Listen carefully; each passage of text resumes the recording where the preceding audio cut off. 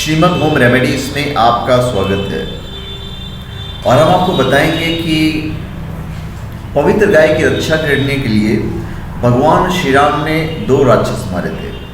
कौन थे वो दोनों और कब मारे थे? सनातन धर्म को नीचा दिखाने के लिए बोला जाता है कि वेदों में गोमांस खाने की बात लिखी गई है। यहाँ तक बोला जाता है कि हिंदू यज्ञों में गाय की बलि भी दी जाती थी। यह बात जिस आधार पर बोली जाती है वो अंग्रेजों द्वारा वेदों के अंग्रेजी अनुवाद में है। कोई भी व्यक्ति सिर्फ अंग्रेजों द्वारा वेदों का अनुवाद पढ़ता है और बोल देता है कि वेदों में तो गौ मांस खाने के प्रमाण है। कोई भी व्यक्ति यह प्रयास नहीं करता है कि वो खुद हमारे संस्कृत के मूल वेद पढ़े और तब बताए कि वहाँ क्या लिखा हुआ है।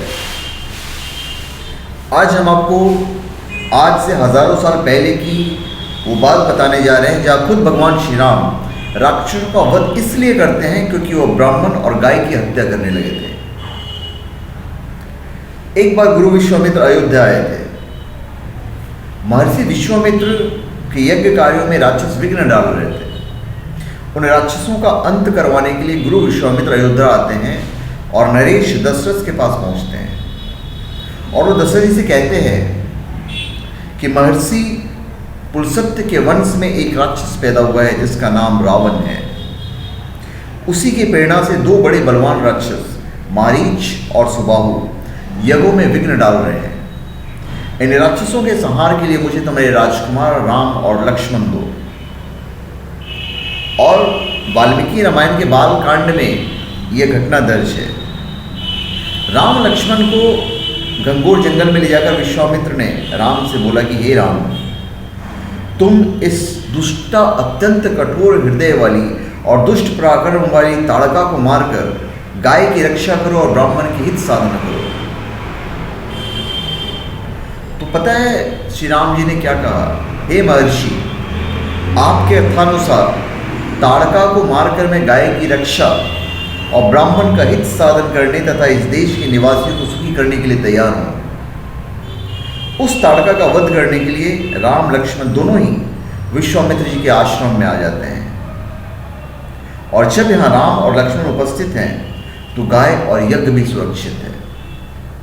इस बात से सहमत सभी साधु दिल से निकाल देते हैं कि यज्ञ प्रारंभ कर देते हैं। यज्ञ 5 दिनों तक लगातार होता है और यज्ञ के 6ठे दिन राक्षस यहाँ पर हमला कर देते हैं। सेना लेकर ताड़का तो नहीं आती है किंतु मारीच और सुबाहु जरूर आते हैं। तब भगवान राम और लक्ष्मण मारीच और सुबाहु के साथ एक भयंकर युद्ध लड़ते हैं और दोनों के साथ साथ इनकी सेना का भी सर्वनाश कर देते हैं। तो इस कहानी से सिद्ध होता है कि गाय की रक्षा और ब्राह्मण की रक्षा के लिए भगवान राम ने भी युद्ध लड़े और गाय को राम भी पूजनीय मानते थे। तो ऐसे में अगर भगवान गाय की रक्षा करते हैं तो क्या उनके भक्त या उनके राज्य में गौ हत्या हो सकती है? बिल्कुल नहीं होनी चाहिए। असल में गाय की हत्या राक्षस करते थे और उसका मांस राक्षस खाते थे। देवता और मनुष्य तो शुरू से ही गाय की रक्षा करते आए हैं। यही बात वेदों में बार बार लिखी गई है कि गाय में सारे देवताओं का वास है। तो एनीवेज, धन्यवाद।